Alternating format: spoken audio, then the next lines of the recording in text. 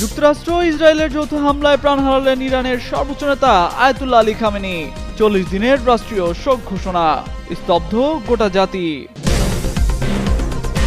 নিজ কার্যালয়ে দায়িত্ব পালনের সময় খামেনির উপর হামলা, মুহূর্তে লণ্ডভণ্ড হয়ে যায় পুরো প্রাসাদ। মেয়ে, জামাতা ও নাতির মৃত্যু। ইরান যুদ্ধে নতুন মোড়, স্মরণকালের সবচেয়ে ভয়াবহ হামলার ঘোষণা তেহরানের।